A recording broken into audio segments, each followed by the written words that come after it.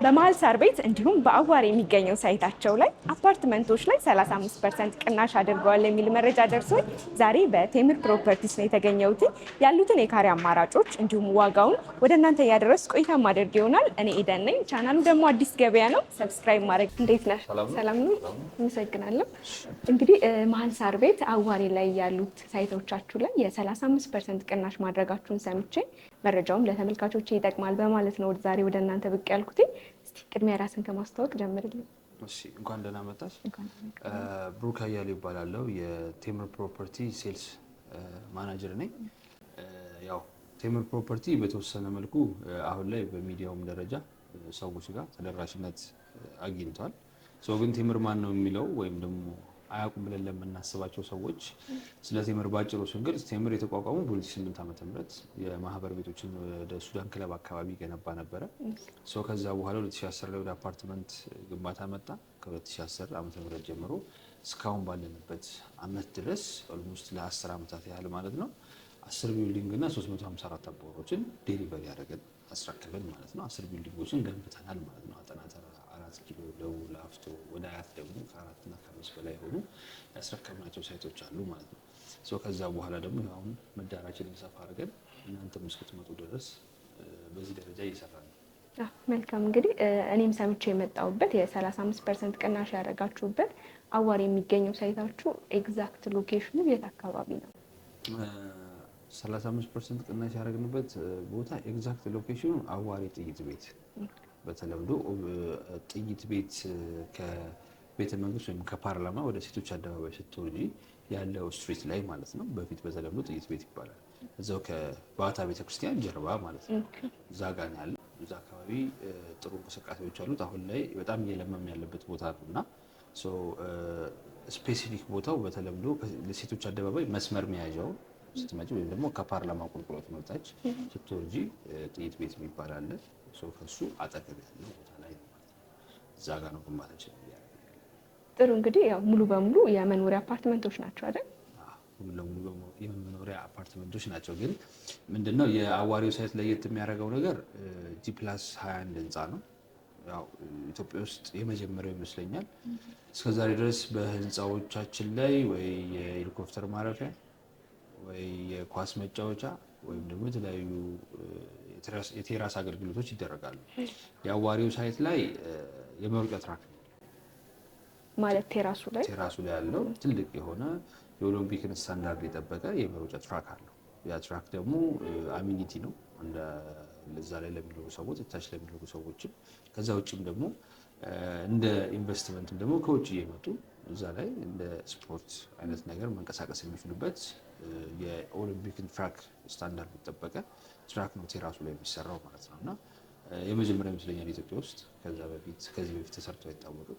ሰው በዚህ መንገድ የአዋሪው አሚኒቲ ትንሽ ለየት ይላል ከሌሎቹ እና እዛ ላይ ነው ግንባታ እያደረግን ያለ ነው። ኦልሞስት አሁን ላይ የኤክስካቬሽን ስራ ደርሷል። አቬሌብል በሆነ በስቶክ ደረጃ ስናወራ ባለ 2 መኝታ ከ80 ካሬ ጀምሮ ይጀምራል። ቤድሩሞች ማለት ነው። ቅድመ ክፍያው 20% ነው የሚሆነው። በካሬ 115,000 ነው የሚሸጣቸው። ከፍ እያለ ሲመጣ ግን ፕራይሱ ይቀንሳል። ህንፃው ወደ ላይ ሰው እንደሚመርጠው ቤት ከፍ እያለ ሲመጣ የህንፃ ዋጋ እየቀነሰ ይመጣል። በካሬ ግን 115,000 ነው። ባለ 2 መኝታ 80 ካሬ ይኖራል። ከዛ ደግሞ ባለ 3 መኝታ ከ121 ካሬ እስከ 157 ካሬ ባለ ሬንጅ ውስጥ ይኖራሉ ማለት ነው። በኖርማል ፕሮግረሱ ሊድ ላለ ሰው 20% ነው። ከዛ በኋላ 14 ዙር ፔመንት ስኬጁል ይኖሩታል። ዴሊቨሪ ታይሙ 36 ወራት ወይም 3 ዓመት የህንፃው መጠናቀቂያ ማለት ነው። በዛ ዓመት ውስጥ ሰውየው 100% ልክፈል ካለ 35% ዲስካውንት እናደርግለታለን። አይጄል ያለው 20% ነው ካለ ደግሞ 20%ቱን ከፍሎ ሌላው ግን ፔመንት ስኬጁሉ ቀለል ያለ 5% የሆነ 14 ዙር ፔመንት ስኬጁል አለ። በዛ ፔመንት ስኬጁል ቤቱ እስኪረከብ ለ36 ወራት እየከፈለ ይሄዳል። እንግዲህ እንደነገርከኝ ቴራሱ ላይ የመሮጫ ትራክ አለው ብለኸኛል። በዚህ ደረጃ እኔም ከዚህ በፊት ሰምቼም አላቅም፣ አዲስ ነገር ነው። ከዛ ባሻገር ግን ሌሎች ምን አሚኒቲዎችን አካቶ ይዟል ህንፃው? ኦኬ እሺ፣ እኛ ጋር አሚኒቲ ስንገነባ ብዙ ጊዜ የምንይዛቸውን ቦታዎች እኛ ጋር አሚኒቲው ራሱ ባይሟላ በመንግስት ደረጃ ደግሞ ወይም ደግሞ በአካባቢው ደረጃ የሚሟላ አሚኒቲ የምናዘጋጅበት ቦታ ላይ ነው ግንባታዎች ነው የምናደርገው። እኛ የምናሟላውን እኛ እናሟላለን። ከኛ አጥር ውጭ ደግሞ ሌላ ራሱን የቻለ አሚኒቲ እንዲያሟላ ደግሞ የሚደረግበት ቦታ ላይ ሄደን ነው የምንሰራው። እና የምናገኛቸው ቦታዎች የሊዝ ቦታዎች ናቸው ከመንግስት ጋር አብረን ስለምንሰራ ማለት ነው። የሊዝ ቦታ ደግሞ ሲሆን ጥሩ ኦፖርቹኒቲ ያለው ራይት ዌይ መንግስት ሲያለማ በቀኝ በኩል ያለው ደግሞ አንቺ አልሚ ተብለሽ ስለሚሰጥሽ ማለት ነው። ስለዚህ እኛ ህንፃ ላይ ያለ አሚኒቲ ያው ቅድም እንደነገርኩሽ ትራክ ይኖረዋል ከላይ። ከዛ ደግሞ ጂም፣ ስፓ፣ ላይብራሪዎች እነዚህ ደግሞ ህንፃው ላይ የሚኖሩ እንትኖች ናቸው። ከዛ ውጪ የሴኩሪቲ እና የጽዳት ፓርኪንግ ባዮች አላቸው። ከባለቤቶቹ ውጪ ሬንት የምናረጋቸው ገዝተው ነው የሚመጡ ሰዎች ከህንፃው ነዋሪ አባወራ ቁጥር በላይ ሰው ሲመጣ መኪና የሚያድርበት ወይም ደግሞ ሬንት የሚደረግበት ቦታ ይኖረናል ማለት ነው። እዛ ላይ 3 ኤሊቬተሮች ይኖሩታል በሌፍት እና በራይት። ከዛ ደግሞ በጀርባ በኩል ደግሞ የእቃ መወጣጫ 3ኛ ኤሊቬተር ይኖረዋል ማለት ነው። እነዚህ አሚኒቲዎች ከባካፕ ጄኔሬተር ጋር አብረው የሚንቀሳቀሱ ነው። ጋርቤ ፊልተር ይኖረዋል፣ የአደጋ ጊዜ መውጫ ይኖረዋል። እነዚህ ስታንዳርዶች ያው ጠብቀን ነው እንግዲህ አፓርትመንት ነው እና ጠብቀን ነው። ግቢ ውስጥም የተወሰነ ለህፃናት የሚሆን የመጫወቻ ቦታ ይኖረዋል ማለት ነው። ግን ከኛ ህንፃ ደግሞ ወይም ደግሞ እኛ ከምንገነባበት ግቢ ደግሞ ወጣ ስትይ ደግሞ አካባቢ ሰፊ ነው። ምክንያቱም ተመልሰች በፓርላማ በኩል ብትሄጂ አብራያት ላይብራሪ አለ፣ ከላይብራሪ ደረጃ ፍሬንድሺፕ ፓርክ አለ፣ የፍሬንድሺፕ የህፃናት መጫወቻ አለ። በቀኝ በኩል ብትሄጂ ወደ ሸራተን ነው የምትሄጂው። ተመልሰች ወደዚህ በፓርላማ ጎኛ ባለው ሳይት ጋር ብትመጪ ሴቶች አደባባይ ጋር ትልቅ የሆነ የወንዝ ልማት ፕሮጀክት የተሰራ ነው። በተለምዶ የሚኒሊክ ድልድይ የምንለው ወይም ደግሞ የአድዋ ሰዎች የተሻገሩበት ብለን የምናወራው ቦታ ላይ እዛ ጋርም ትልቅ የመንግስት ፕሮጀክቶች አሉት እንደ ፓርክ አይነት ነገሮች ማለት ነው። አካባቢው በአሚኒቲ በጣም የተሟላ ነው። ለህፃናትም ቢሆን ለትላልቅም ሰዎች ቢሆን ፐርፌክት የሆነ ቦታ ነው። እዛ ላይ ትላልቅ የመንግስት ተቋማት አሉ፣ ትላልቅ ኤምባሲዎች አሉ፣ ትላልቅ ትምህርት ቤቶች አሉ፣ ኢንተርናሽናል ትምህርት ቤቶች አሉ። ይህንን ያካትታ አሚኒቲ ያለው እዛ ቦታ ላይ ማለት ነው። በሆስፒታልም ደረጃ ትላልቅ ሆስፒታሎች አሉ። ጥሩ የሆነ አሚኒቲ ያለበት ሳይት ነው ማለት ነው የአዋሪው ሳይት። መልካም እንግዲህ ከአዋሪው ሳይታችሁ በተጨማሪ ሳር ቤትም ላይ የመኖሪያ አፓርትመንቶች ላይ የ35% ዲስካውንት አድርጋችኋል። እስቲ እሱንም ምን ያህል ቦታው አመቺ ነው፣ ምን አሚኒቲዎች አሉት አያይዛ ንገረን። ቅድም እንዳልኩሽ ነው የምንወስዳቸው ህንፃዎች የምንወስዳቸው መሬቶች ተመሳሳይ ናቸው። በሊዝ ስለምንወስዳቸው ራይት ዌይ መንግስት ያለማል፣ በዚህ በኩል ደግሞ እኛ እናለማለን። የሳር ቤቱ ሳይት ቫቲካን ኤምባሲ በተለምዶ የምንለው ወይም ደግሞ አምሮኝ ምግብ ቤት ወይም ደግሞ ሲሊክ ሮድ ሆስፒታል ፊት ለፊት አስፓልት ዳር ያለ ሳይታችን ይህም G+20 ተመሳሳይ ናቸው። የህንፃ ደረጃቸው ያው ትራካር የለውም። ያኛው የላይኛው የራሱ አሚኒቲ ነው የሚሆነው። ሰው ሰለብሬት የሚያደርግበት ቦታ ነው የሚሆነው። ሀዘን፣ ደስታ፣ የተለያዩ ነገሮች የሚፈጠሩ ማለት ነው። የሳር ቤት ሳይታችን በጣም ሰዎች የሚፈልጉት ቦታ ነው። አራተኛችን ነው ሳር ቤት ላይ ይህንን ሳይት ላውንች ስናደርግ። ከዚህ በፊት ያወጣናቸው 3ቱ ተሽጠው አልቀዋል። ከ3ቱም ደግሞ ወደ 2ቱ እስክሌትናቸውን ጨርሰናል በአንድ ዓመት ውስጥ ማለት ነው። G+20 ናቸው። የሳር ቤቱ ሳይት በካሬ 120 ሺህ ብር ነው የሚሸጠው በካሬ ማለት ነው። ወደ ላይ ፍሎር እየጨመረ በሄደ ቁጥር እየቀነሰ ይላል። አሁን ላይ የሳር ቤቱ አማራጭ ላይ እንደ ባለሁለት መኝታ ስቶኮችን ጨርሰናል። አሁን ያሉ ባለ3 ቤቶች ናቸው። ባለ3 ብቻ ነው ያለ ሳር ቤቱ ላይ ማለት ነው። ከ139 ካሬ እስከ 153 ካሬ ድረስ ይኖረናል የሳር ቤቱ ሳይታችን ላይ ማለት ነው። ከአፓርትመንቱም ጀምሮ ከ4ኛ ፍሎር ነው። ከ4ኛ ፍሎር ተነስቶ እስከ ላይ ድረስ ይሄዳል። ታች ፓርኪንግ ነው የሚሆነው። ከላይ ቴራሱ እንደዚሁ ሀዘን፣ ደስ የተለያዩ ነገሮች ቢፈጠሩ እዛ ላይ ያሉ ደንበኞች ሰለብሬት የሚያደርጉበት ቦታ ይሆናል ማለት ነው። የሳር ቤቱ ሳይታችን ጥሩ ቪው አለ። ወደ 4 አይነት ቪው አለው። ፊት ለፊቱ ወደ ሜክሲኮ የሚያይ፣ በቀኝ በኩል ወደ መካኒሳ ጀርመን የሚያይ ቪው አለው። በጀርባ በኩልም እንደዚሁ ጥሩ 4 የሆኑ ቪዎች አሉት። ኦፕን እንዳሆነ ህንፃው ክፍተት አለው። በዛ ክፍተት ውስጥ በቂ የሆነ ብርሃን ወደ ህንፃው ይመጣል። ያ ህንፃ ደግሞ ሙሉ ለሙሉ ብርሃን ይኖረዋል ማለት ነው። ለአንድ ቤት ፀሐይ፣ ብርሃን እና አየር አስፈላጊ ስለሚሆን በእነዚህ አሚኒቲዎች የተሟላ ቦታ ነው ማለት ነው የሳር ቤቱ ሳይት። እሱ ላይ ሽያጭ አድርገናል። ሞር እየተንቀሳቀሰን ያለ ነው በዚህ ነው። ሌላኛው ምናልባት በዚሁ አጠቃላይ ልንገርሽ እና አዋሬም ብትይ ሳር ቤትን ብትይ እየነገርኩሽ ያሉት ፕራይስ አዋሬም በካሬ 115,000 ሳር ቤት በካሬ 120,000።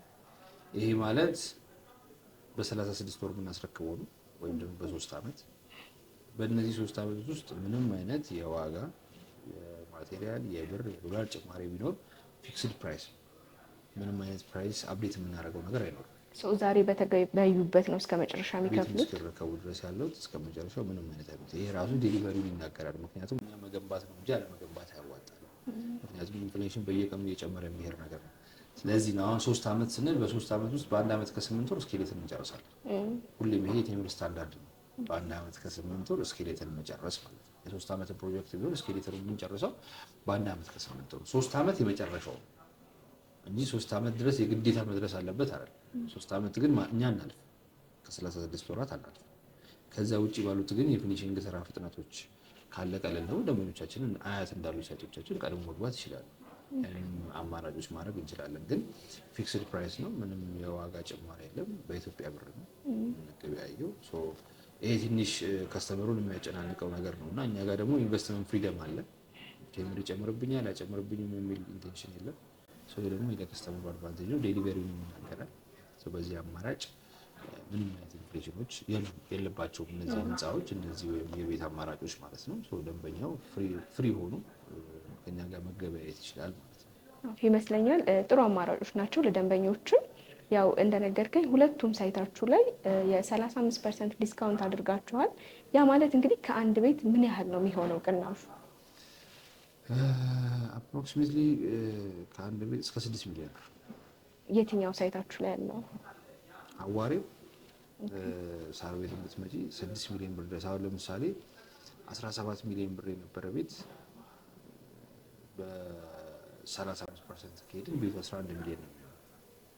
ኦኬ 6 ሚሊዮን ብር ድረስ ሳር ቤት ላይ ያለው ማለት ነው። በጣም ትልቅ ዲስካውንት ነው። 6 ሚሊዮን ብር ዲስካውንት ነው።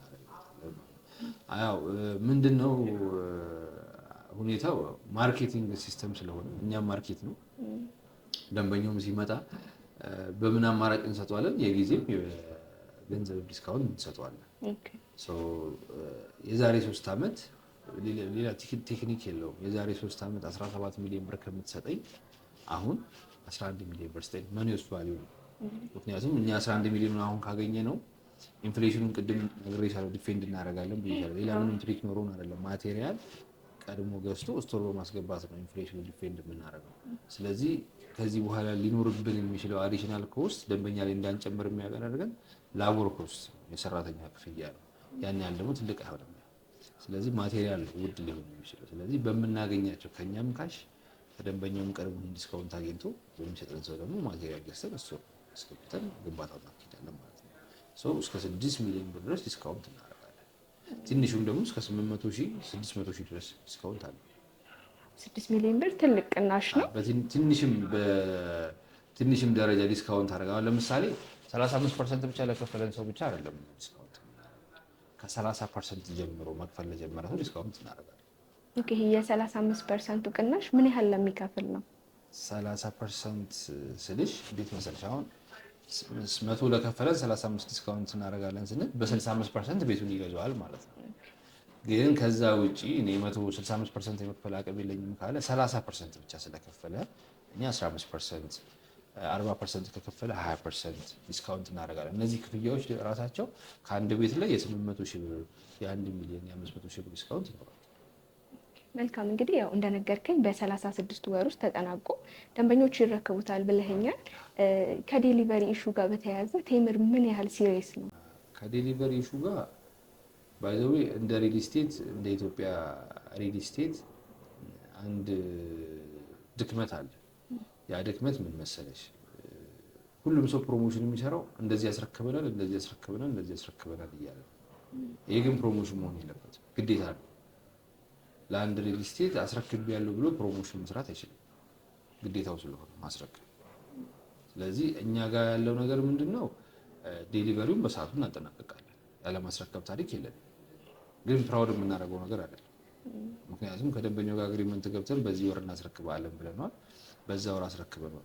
ስለዚህ ያን ደንበኛ ስላስረከብን አስረክበናል ብለን ማስጮህ አንችልም፣ ግዴታችን ስለሆነ።